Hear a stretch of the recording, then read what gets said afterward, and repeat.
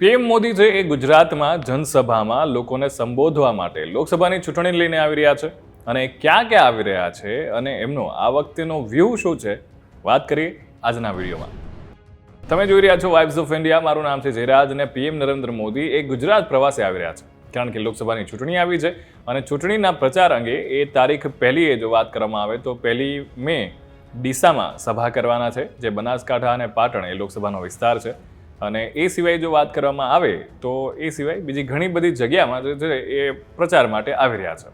પણ આ જગ્યાઓ કેમ પસંદ કરવામાં આવી છે જો એના વિશે વાત કરવામાં આવે તો સૌથી પહેલાં બનાસકાંઠા અને પાટણ આ લોકસભા વિસ્તાર છે કે જ્યાં ક્ષત્રિય સમાજના લોકોની વાત કરવામાં આવે, જ્ઞાતિ સમીકરણની વાત કરવામાં આવે તો એ 1.38 લાખની છે. હવે એમાં પાછી 4,50,000થી વધુ એ ક્ષત્રિય ઠાકોર સમાજના છે.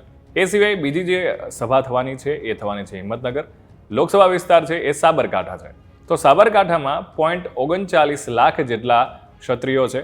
પાટણ અને મહેસાણાની જો વાત કરવામાં આવે તો 0.9 લાખ જેટલા જે છે એ ક્ષત્રિયો તમને ત્યાં જોવા મળશે. એ સિવાય જો વાત કરવામાં આવે 5.4 લાખ ક્ષત્રિય ઠાકોરમાંથી 29 લાખ જેટલી સંખ્યા છે, એમાંથી આ સંખ્યાનો આંકડો સામે આવ્યો છે. એ સિવાય એ કરવાના છે સભા આણંદમાં, જે આણંદ લોકસભા વિસ્તાર છે ત્યાં 8.6 લાખ ક્ષત્રિય મતદારો છે. ખેડામાં 9.1 લાખ ક્ષત્રિય મતદારો છે. એ સિવાય જો સુરેન્દ્રનગરની વાત કરવામાં આવે તો ત્યાં પણ સભાનું આયોજન કરવામાં આવ્યું છે વઢવાણ ખાતે, અને એ જગ્યાએ ક્ષત્રિય મતદારોની સંખ્યા છે એ 2.23 લાખ છે. રાજકોટ કે જ્યાંથી વિવાદ શરૂ થયો હતો પરસોત્તમ રૂપાલાનો, અને એ વિવાદની ટિપ્પણીને બાદ ક્ષત્રિય સમાજનો રોષ છે એ ધીરે ધીરે આખા ગુજરાતમાં પ્રસર્યો છે. અને રાજકોટમાં પણ જો સંખ્યા વાત કરવામાં આવે, ગણિતની વાત કરવામાં આવે તો એ છે 1.45 લાખ. ભાવનગરમાં 1.60 લાખ. ત્યાં પણ સૌરાષ્ટ્રનો જે આ વિસ્તાર છે અને એ એરિયાની પણ વાત કરવી જરૂરી છે.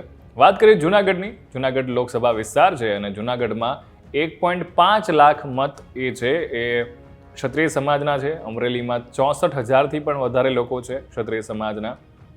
જામનગર લોકસભા વિસ્તારની વાત કરવામાં આવે તો 1.34 લાખ મત છે રાજપૂત સમાજના.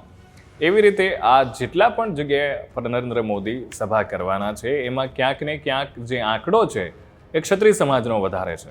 એટલે એવું ચોક્કસથી માની શકાય કે પીએમ નરેન્દ્ર મોદી એ એવી જગ્યાઓ પસંદ કરી છે કે જ્યાં આ બેઠકો છે ત્યાં ક્ષત્રિય સમાજનું વર્ચસ્વ છે, ત્યાં સંખ્યા એમની વધારે છે અને ક્યાંક ને ક્યાંક લોકસભામાં ગુજરાતને ત્યાં ફટકો પડી શકે છે.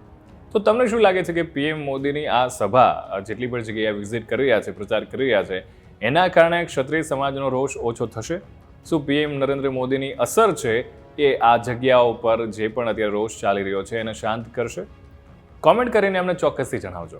Keep watching vibes of India.